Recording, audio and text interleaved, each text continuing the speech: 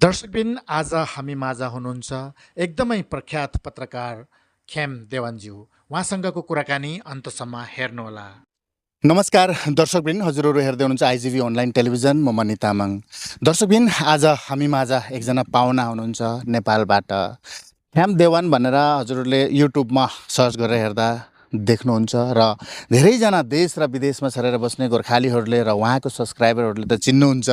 र आज भाग्यवश आइजिभी अनलाइन टेलिभिजनमा मणिपुरमा उहाँ हुनुहुन्छ। उहाँ पूर्वोत्तर राज्यको भ्रमणमा हुनुहुन्छ। गोर्खा जातिको इतिहासलाई लिएर रहनसहन, वेशभूषा, भाषाप्रतिको एकदमै उहाँको मनभित्रैदेखि जुन चाहिँ खोज्दै हिँड्दै हुनुहुन्छ। उहाँलाई पनि धेरै धेरै धन्यवाद। जुन प्रकारले नेपालबाट यति टाढो गोर्खा जातिको चिन्तन र मनन लिएर उहाँ जुन भ्रमणमा हुनुहुन्छ र उहाँको भ्रमण सफल होस् भन्दै हामी उहाँलाई आइजिभी अनलाइन टेलिभिजनमा स्वागत गर्न चाहन्छौँ। धन्यवाद। सम्पूर्ण दर्शक महानुभावहरू, सम्पूर्ण साथीहरू अनि मणिपुरमा बस्नुहुने आमा बुवा, दाजुभाइ, दिदीबहिनीहरू र सबैजनालाई खेम देवान भनेर चिन्नुहुने सम्पूर्णमा म नमस्कार भन्न चाहन्छु। र मणिपुर आउँदै जाँदा, घुम्दै जाँदाखेरि करिब एक हप्ताको यात्रामा दैव संयोग आइजिभी अनलाइन टेलिभिजनका सञ्चालक मणि तामाङसँग नि भेट भयो। खुसी लाग्यो। धन्यवाद सर। सर, हजुर जुन प्रकारले भारत छिरेको, भारत भ्रमणमा कति दिन भइसक्यो आज? भारत छिरेको म त आउने जाने त गरिरहेको छु, तर पनि यता नर्थ इस्टतिर छिरेको चाहिँ करिब करिब 15 दिन जति भयो, जस आधा महिना भयो भनौँ। अनि स्पेसली यो मणिपुर आएको चाहिँ एक हप्ता भयो। र अहिले कता कता जाने हजुरको इच्छा छ? भारत पुरै भ्रमण गर्ने हो कि पूर्वोत्तर मात्रै गरेर फर्किने हो कि के कसो छ? म नर्थ इस्ट सकेर त्यसपछि फेरि पश्चिमतिर, जहाँ चाहिँ देहरादुन भयो होइन, अनि जम्मू कश्मीरतिर। जम्मू कश्मीरमा पनि हाम्रा नेपालीहरू वर्षौँदेखि बसेर आएका छन्। नेपाली गाउँहरू छन्, कतिलाई थाहा छैन होला। अनि त्यहाँको पीडा, त्यहाँको रहनसहन, अनि उहाँहरूले कसरी दैनिकी चलाइराख्नु भएको छ, त्यो कुराहरूलाई चाहिँ एकदम नजिकबाट निहाल्न मन छ। सायद म त्यतातिरको यात्रामा निस्किन्छु होला। र सर, भारत भ्रमणमा मणिपुर राज्यमा हुनुहुन्छ तपाईँ है। मणिपुर राज्यमा त्यस्तो के विशेषता, के खास पाउनुभयो तपाईँले? गोर्खा जातिलाई लिएर के पाउनुभयो? विशेषताहरू भन्दा पनि धेरै धेरै पीडाहरू अनि मनभित्रका दुःखहरू चाहिँ देखेँ मैले। हाँसेर त बसिरहेछन् तर हाँस्न सकिरहेका छैनन् है। मणिपुरमा विगत वर्षौँदेखि चलेका ती द्वन्द्वहरू, जातीय द्वन्द्वहरूले गर्दाखेरि पीडामा चाहिँ सबैभन्दा धेरै नेपालीहरू परेको देखेँ मैले। अनि उहाँहरूले न आफ्नो तरिका राम्रोसँगले जीवनशैली चलाउन सकेका छन्, आफू नखुलेर हाँस्न सकेका छन्, हिँड्न सकेका छन् है। त्यो कुरा देख्दाखेरि चाहिँ अलिकति दुःख पनि लाग्यो। हस् त सर, इतिहासको कुराहरूलाई लिएर कस्तो कस्तो चिजहरू हजुरले भेट्नुभयो मणिपुरमा? हजुरले हिजो भन्दै हुनुहुन्थ्यो है, जुन प्रकारले गोर्खा जातिले कति चेपिएर बसे तापनि, कति पीडामा बसे तापनि आफ्नो भाषभूषा र इतिहासलाई छोडेको रहेन भनेर जुन प्रकारले हजुरले भन्नुहुँदै थियो, के छ? यो विषयमा हेर्दाखेरि अलिकति इतिहासलाई पनि हेर्नुपर्ने हुँदो रहेछ। अनि यहाँ आएर हेर्दाखेरि आजभन्दा करिब 135 वर्ष अघि, करिब होइन, एक्ज्याक्टली त होइन, जुन बेला सेकेन्ड विश्वयुद्ध, दोस्रो विश्वयुद्ध पनि भएको थिएन, त्यति बेलाको समयमा मणिपुरमा राजा थिएछन् होइन। मणिपुर त इन्डिया पनि भएको थिएन। त्यति बेलाको समयमा नेपालीहरू आएर बसोबास गरेका रहेछन्।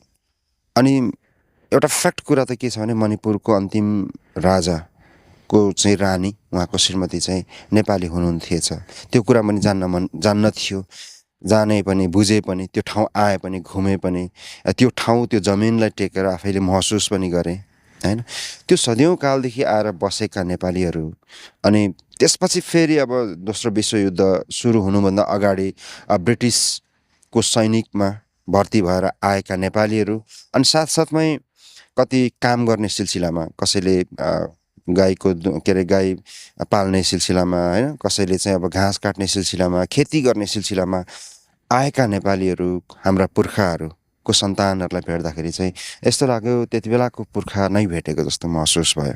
अनि अर्को कुरो, त्यतिका वर्षदेखि करिब 135 वर्षमा धेरै अगाडि कति पुस्ता सकिँदै आए, जति पुस्ता सकिँदै आए पनि हाम्रो नेपाली जातिले आफ्नो धर्म र आफ्नो संस्कृति होइन, अनि आफ्नो नेपालीपनको नेपालीत्व कुरा चाहिँ बिर्सेका रहेन रहेछन्, कति मजाले फलो गरेका रहेछन्। त्यो कुरालाई सँगालेर उहाँहरूले अगाडि बढ्नु भएको रहेछ। हुन त म नेपालबाट त्यति टाढाबाट आएको, हाम्रो सीमा फरक थियो होला होइन, हाम्रो देश फरक भयो, धेरै कुराहरू फरक भयो, तर पनि ओहो नेपालबाट आएको भन्ने बित्तिकै त्यो आत्मीयतासँग जोडेर उहाँहरूले सम्मान अनि त्यसपछि उहाँहरूको त्यो जुन मलाई गरेको स्वागत होइन, त्यसपछि उहाँहरूले गरेको मलाई चाहिँ नेपालप्रतिको इज्जत मलाई गर्नु र मलाई नेपाललाई इज्जत गर्नु होइन बराबर जस्तो लाग्यो क्या। अनि त्यो कुरा देख्दा चाहिँ खुसी पनि लाग्यो। अनि संसारमा नेपालीहरू जहाँ गए पनि आफ्नो धर्म संस्कृति चाहिँ सँगै लिएर जाँदो रहेछन् भन्ने चाहिँ के भन्छ महसुस भयो। हजुर हजुर सर, हजुरले धेरै कुराहरूलाई अध्ययन गर्नुभएको रहेछ। भारतमा छरेर बस्ने गोर्खालीहरूको विषयमा, साथै मणिपुरमा छरेर बस्ने गोर्खालीहरूको अध्ययन गर्नुभएको रहेछ। इतिहासलाई लिएर पनि हजुर अध्ययन गर्दै हुनुहुँदो रहेछ। धेरै कुराहरू पाउनुभएछ तपाईँले है। एकदम खुसी लाग्यो, किनभने हजुरले यति टाढाबाट हाम्रो चिन्तन र मनन लिएर, साथै गोर्खा जातिको नेपाली जातिको जुन इतिहास खोज्दै हजुर हिँड्दै हुनुहुन्छ, एकदम खुसी लाग्यो। र जुन बेला मणिपुरको राजा थियो त्यति बेला रानी नेपालकी थिइन् होइन।